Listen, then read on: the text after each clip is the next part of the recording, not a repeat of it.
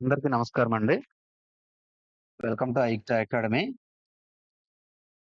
రీసెంట్‌గా మనకి గవర్నమెంట్ అనేది ఎండోమెంట్ ఈఓ గ్రేడ్ 3 అనేటువంటి ఒక నోటిఫికేషన్ గురించి అనౌన్స్ చేయడం అనేది జరిగింది. త్వరలోనే ఆ నోటిఫికేషన్ రిలీజ్ కాబోతుందని కూడా గవర్నమెంట్ నుంచి మనకి అనౌన్స్‌మెంట్ అనేది వచ్చింది. అయితే దానికి సంబంధించి మనం సిలబస్ అనేది ఎలా ఉంటుంది? అంటే టెంపుల్ సిస్టమ్‌కి సంబంధించిన సిలబస్ ఎలా ఉంటుందన్నది ఆల్రెడీ మనం డిస్కస్ చేసుకున్నాం.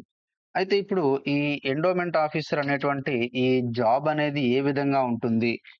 అసలు ఈ జాబ్‌లోకి ఎంటర్ అయిన పర్సన్ చేయాల్సినటువంటి యాక్టివిటీస్ ఏంటి? ఇదంతా కూడా మనం ఈ క్లాస్‌లో ఒకసారి మనం చర్చించుకుందాం.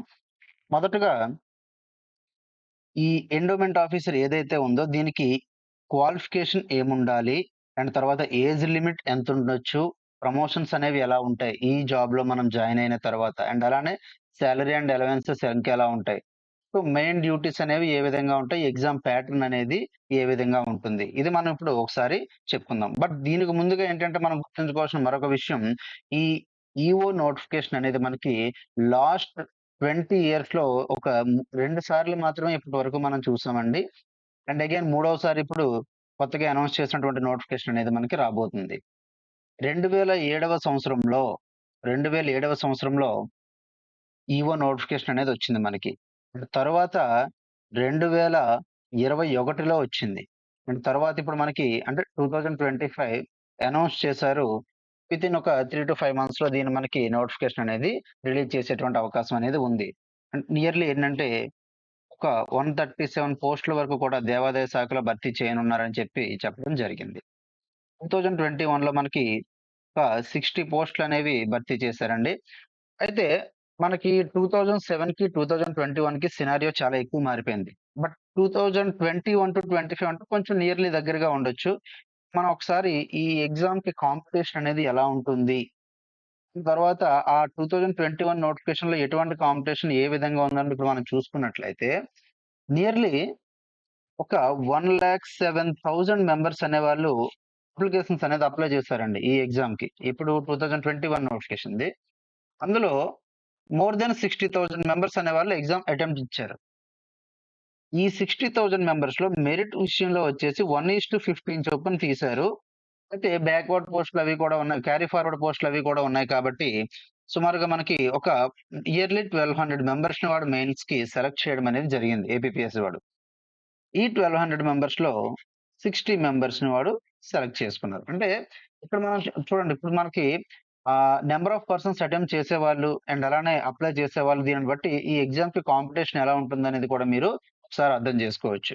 అంటే తక్కువ పోస్టులు, కాంపిటీషన్ అనేది ఎక్కువగానే ఉంది ఇక్కడ. బట్ ఇక్కడేంటంటే నంబర్ ఆఫ్ అప్లికేషన్స్ అనేవి ఎంతమంది అటెంప్ట్ చేశారనే దాన్ని బట్టి మీరు చూసుకుంటే, ఈ ఎగ్జామ్ యొక్క కాంపిటీషన్ ఎలా ఉంది? మనం కొంచెం కష్టపడితే ఈ ఎగ్జామ్‌కి మనం ఎలిజిబుల్ అవ్వగలమా? లేదా? అనేది మీకొక అవగాహన అనేది వస్తుంది. అయితే అసలు ఈ ఈఓ పోస్ట్ అనేది మనకి ఈఓ గ్రేడ్ 3 అనుకున్నాం కదా! ఈఓ గ్రేడ్ 3 ఈ పోస్ట్‌లనేవి మనకి జిల్లాల వారీ పోస్ట్‌లండి. అంటే డిస్ట్రిక్ట్ వైస్ మెరిట్‌తో వీటిని మనకి సెలెక్ట్ చేస్తారండి. తర్వాత దీనికి క్వాలిఫికేషన్ వచ్చేసి ఏదైనా డిగ్రీ, ఏదైనా డిగ్రీ అండి. మీరు డిగ్రీ పాస్ అయ్యి ఉంటే చాలు. అంటే మినిమమ్ ఇంత పర్సెంటేజ్ ఉండాలి అది అటువంటివి ఏమీ అవసరం లేదు. వెదర్ మీరొక డిగ్రీ పాస్ అయ్యి ఉంటే సరిపోతుంది. అది రెగ్యులరా, డిస్టెన్షనా ఏదనేది అనవసరం. బట్ మీరు డిగ్రీ పాస్ అయ్యి ఉండాలి. అంతే. తర్వాత ఇక్కడ ఎలిజిబిలిటీ విషయంలో మనం చూసుకుంటే చూడండి ఇక్కడ మనకి ఇది దేవాదాయ శాఖ అంటే హిందూ మతానికి సంబంధించినటువంటి దేవాదాయ శాఖలో జాబ్స్. కాబట్టి అప్లై చేసేవాళ్ళు అండ్ తర్వాత ఇందులో జాబ్ చేసేవాళ్ళు, ఎగ్జామ్ రాసేవాళ్ళు వీరంతా కూడా హిందువులే ఉండాలి అనేటువంటి ఒక రూల్ ఉంటుందండి మనకి. ఈవెన్ మన కాన్స్టిట్యూషన్‌లో కూడా ఆర్టికల్ 16 క్లాజ్ 5 అనేది అదే చెప్తుంది. అంటే మతపరమైనటువంటి ధార్మిక సంస్థలలో ఆ మతానికి సంబంధించినటువంటి సిబ్బందిని మనం అనుమతిస్తూ ఆహ్, ఉత్తర్వులనేవి జారీ చేయొచ్చని చెప్పి మనకుంటుంది కదా! లైక్ దానిని బేస్ చేసుకొనే ఇక్కడ మనకి ఈ హిందూ దేవాదాయ శాఖలో ఓన్లీ హిందూస్ మాత్రమే వర్క్ చేయాలి అనేటువంటి రూల్‌ని బేస్ చేసుకొని ఇక్కడ మనకి ఓన్లీ హిందూస్ మాత్రమే ఎగ్జామ్‌కి ఎలిజిబిలిటీ ఉంటుంది. ఈ ఎగ్జామ్‌కొచ్చేసి 18-42 ఇయర్స్ అండి. 18-42 ఇయర్స్ ఏజ్ లిమిట్ అనేది మినిమమ్ ఏజ్, మాక్సిమం ఏజ్ అనేది ఉంటుంది. బట్ అయితే ఇక్కడ మనకి SC, ST, BC economically weaker section and physically disabled అయిన వాళ్ళు వీళ్ళంతా కూడా ఉంటారు కదండీ! వీరందరికీ కూడా ఏజ్ రిలాక్సేషన్ అనేది ఉంటుంది. ఓకే అండి. ఈఓ గ్రేడ్ 3 ఇది మనకి ఒక జిల్లా వారీగా తీసేటువంటి పోస్ట్. తర్వాత క్వాలిఫికేషన్ వచ్చేసి ఎనీ డిగ్రీ. ఇక్కడ మనకి ఇంత పర్సెంటేజ్, అంత పర్సెంటేజ్ అని అవసరం లేదు. ఎలిజిబిలిటీ వచ్చేసి పర్సన్ పక్కాగా హిందూ అయి ఉండాలి. 18-42 ఇయర్స్ ఏజ్ లిమిట్ అనేది ఉంటుంది. ఇటైతే ఎస్సీ, ఎస్టీ, బీసీ, ఈడబ్ల్యూఎస్ వీళ్ళకి మాత్రం ఏజ్ రిలాక్సేషన్ అనేది ఉంటుంది. ఎగ్జామ్ ప్యాటర్న్ వచ్చేసి మనకి ప్రిలిమ్స్ ప్లస్ మెయిన్స్ ఉంటుందండి. ప్రిలిమ్స్ లో మనకి ఒక 50 మార్క్స్ వచ్చేసి జనరల్ స్టడీస్ ఉంటుంది. 100 మార్క్స్ వచ్చేసి టెంపుల్ సిస్టమ్ ఉంటుందండి. ఇది మనకి లెవెల్ 1. మీరు లెవెల్ 2కి వెళ్ళిన తర్వాత వ బోత్ పేపర్స్ 150 అన్నమాట. అంటే జీఎస్ 150 మార్క్స్ ఉంటుంది. అండ్ అగైన్ టెంపుల్ సిస్టమ్ వచ్చేసి 150 మార్క్స్ ఉంటుంది. ఇక్కడ టోటల్ 300 మార్క్స్ ఉంటుందండి. మెరిట్‌కి బేస్ చేసుకొని తీసేది ఇదే.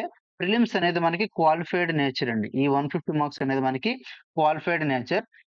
2021 నోటిఫికేషన్‌లో మీరు చూసుకున్నట్లయితే 95.5 అండి.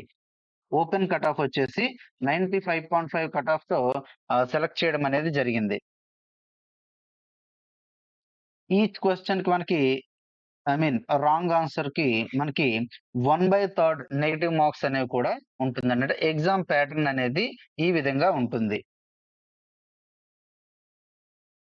జాబ్ ప్రొఫైల్ ప్రమోషన్స్ అనేవి ఎలా ఉంటాయంటే, మనకి గ్రేడ్ 3 కదా వాడు చెప్పినది. గ్రేడ్ 3 నుంచి గ్రేడ్ 2కి ప్రమోషన్ ఉంటుంది. గ్రేడ్ 2 నుంచి గ్రేడ్ 1కి ఉంటుంది. గ్రేడ్ 1 తర్వాత అసిస్టెంట్ కమిషనర్ అని ఉంటుందండి. Assistant commissioner. దాని తర్వాత డెప్యూటీ కమిషనర్ అని, అండ్ తర్వాత రీజనల్ జాయింట్ కమిషనర్ అని, తర్వాత అడిషనల్ కమిషనర్ ఇంకా ఈ విధంగా ఉంటాయండి. ఇక్కడ మనకి ఈ నోటిఫికేషన్ ద్వారా అంటే ఐ మీన్ ఈ గ్రేడ్ 3లో so and so person join అయితే ఆయన అసిస్టెంట్ కమిషనర్ క్యాడర్ వరకు వెళ్ళొచ్చండి. అంటే పైన ఇంకా ఉన్నా సరే అవన్నీ కూడా group 1 and group 2 cadre jobs అన్నమాట. బట్ అయితే ఇక్కడ అసిస్టెంట్ కమిషనర్ వరకు కూడా ఈ గ్రేడ్ 3లో జాయిన్ అయ్యేటువంటి ఒక ఎంప్లాయీ గ్రోత్ అనేది చూసుకోవచ్చు అంతవరకు ఉంటుంది. ఈ గ్రేడ్ 3 ఏదైతే ఉందో ఈ గ్రేడ్ 3 నుండి గ్రేడ్ 2 వరకు వెళ్ళాలి అంటే చాలా ఎర్లీ అండి.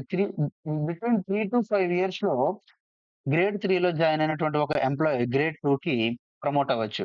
ఈ గ్రేడ్ 3కి, గ్రేడ్ 2కి కూడా వర్క్ నేచర్ అనేది పెద్దగా డిఫరెన్స్ ఉండదండి. బట్ కాకపోతే పే స్కేల్ అనేది పెరుగుతుంది. అండ్ తర్వాత గ్రేడ్ 2 నుండి గ్రేడ్ 1కి వెళ్ళాలంటే నియర్లీ ఒక 10 ఇయర్స్ అండి. నియర్లీ 10 ఇయర్స్ పడుతుంది. అండ్ అలానే గ్రేడ్ 1 నుంచి అసిస్టెంట్ కమిషనర్‌కి ఎళ్ళాలి అంటే ఒక 10-15 ఇయర్స్ మధ్యలో పడుతుంది. అంటే చూడండి ఇక్కడ మనకి ఒక 5, 10, 15 అంటే ఒక 25 ఇయర్స్ ఆఫ్ సర్వీస్‌లో నువ్వు అసిస్టెంట్ కమిషనర్ వరకు కూడా వెళ్ళగలవు. అయితే ఇక్కడ వర్క్ అనేది ఎలా ఉంటుంది? ఓకే. మనం ఈ జాబ్‌కి అప్లై చేసాం. వచ్చిన తర్వాత ఇక్కడ మనం చేయాల్సినటువంటి వర్క్ ఏంటి అంటే చూడండి. మనకి దేవాదాయ చట్టం అని చెప్పి ఉంటుందండి. అందులో సెక్షన్ 6 అనేటువంటి ఈ సెక్షన్ ఏం చెప్తుంది అంటే, ఆదాయాన్ని బేస్ చేసుకొని దేవాలయాల్ని కొన్ని సెక్షన్స్‌గా డివైడ్ చేసుకుంటారండి. అంటే కొన్ని కేటగరీస్‌గా ఏ కేటగరీ అని, బి కేటగరీ అని, సి కేటగరీ, తర్వాత ఏసీ కేటగరీ అని ఉంటుంది. అండ్ తర్వాత డి కేటగరీ ఇలా ఉంటాయండి టెంపుల్స్ ఇవన్నీ కూడా. ఆదాయాన్ని బట్టి డివైడ్ చేస్తారు. అంటే ఇప్పుడు మనం ఏ కేటగరీ అని చూస్తే ఒక దేవాలయం యొక్క ఆదాయం అనేది 25 లాక్స్ నుండి 1 crore మధ్య ఉందనుకోండి. దాన్ని ఏ కేటగరీ టెంపుల్‌గా డిఫైన్ చేస్తారు. అండ్ తర్వాత బి కేటగరీ టెంపుల్స్ వచ్చేసి బిట్వీన్ 2 లాక్స్-25 లాక్స్ ఇన్‌కమ్ ఉన్నటువంటి టెంపుల్స్ అన్నమాట.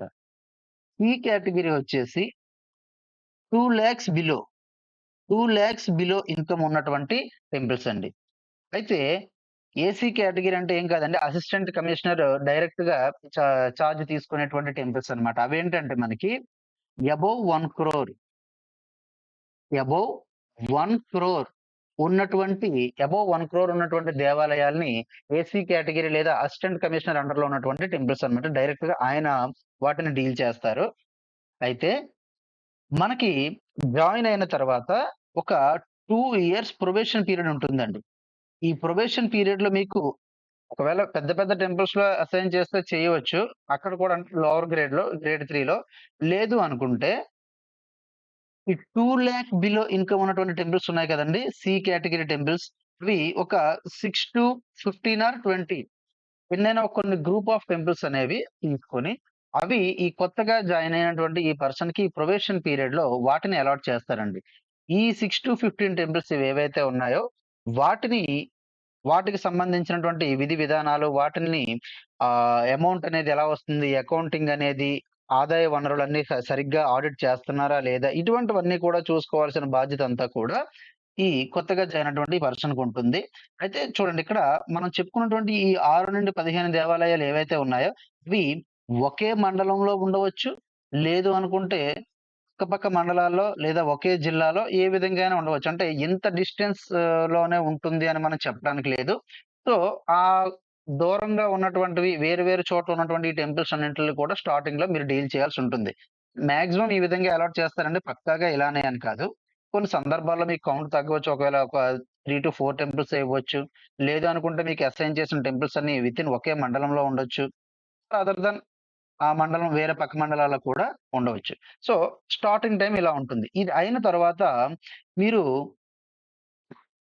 ప్రొబేషన్ కంప్లీట్ అయిన తర్వాత బి కేటగరీ టెంపుల్స్ కూడా ఇస్తారండి. అంటే బి కేటగరీ టెంపుల్స్ యాడ్ చేస్తారు. And again C category temples కూడా ఉంటాయి. దీని తర్వాత మీకు ఏ కేటగరీ టెంపుల్స్ అనేవి అసైన్ చేస్తారండి. అంటే ఈ 25,00,000 టు 1,00,00,000 ఉన్నటువంటి అంటే ఆ టైంకి మీ యొక్క ప్రమోషన్ కూడా పెరుగుతూ ఉన్న టైంలో మీకు ఆ టెంపుల్స్‌ని అలాట్ చేయడం అనేది కూడా జరుగుతుందండి. తర్వాత ప్రెజెంట్ ఇప్పుడు ఉన్నటువంటి ఏదైతే మనకి ఈఓ గ్రేడ్ 3 ఉందో వారికొచ్చేటువంటి సాలరీ అనేది దీన్ని బేస్ చేసుకొనండి. ఇది 2021 నోటిఫికేషన్‌లో ఇచ్చినటువంటి సాలరీ రేంజ్ అండి. మనకి బేసిక్ రూ. 16,409 నుంచి 49,870 బే బేసిక్ తక్కువగా ఉంది కదా! అని చెప్పి అనుకుంటారండి. ఇది మనకి నియర్లీ 35,000 వరకు సాలరీ వచ్చే బేసిక్ అండి. తర్వాత ఇప్పుడు ఒకవేళ ఏదైనా మరొక డిఏ లేదనుకుంటే ఎలవెన్సెస్ ఇవన్నీ కూడా యాడ్ చేసుకుంటే ప్రెజెంట్ దాన్ని బట్టి చూసుకుంటే ఇప్పుడు నోటిఫికేషన్ వచ్చేసరికి ఇది 35 ప్లస్ అవుతుందండి. నియర్లీ 40కి ఈక్వల్ అవ్వచ్చు.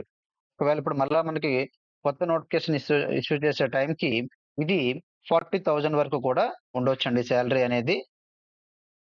సో, ఆన్ అన్ యావరేజ్ మనకి ఇనీషియల్ సాలరీ అనేది ఒక 34,000 వరకు ఉంటుందండి.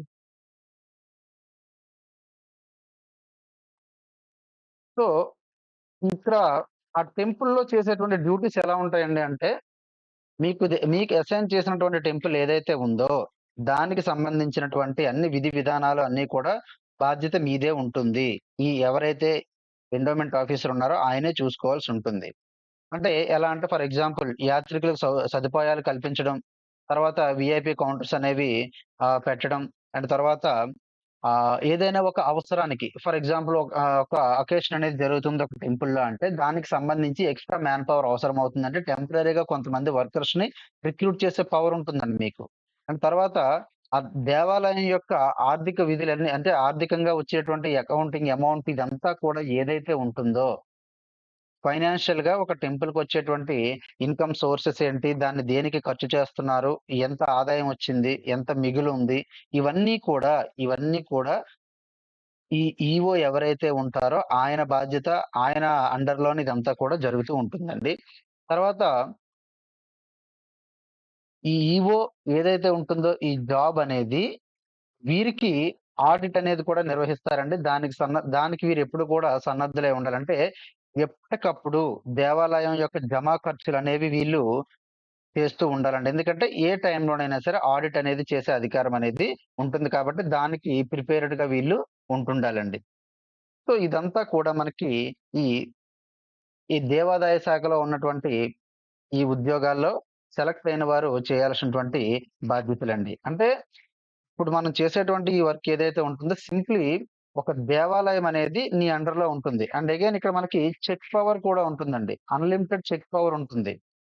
ఈవెన్ గ్రేడ్ 3 నుంచి కూడా మీకు చెక్ పవర్ అనేది ఉంటుంది. గ్రేడ్ 3 నుండి కూడా మీకు చెక్ పవర్ ఉంటుందండి.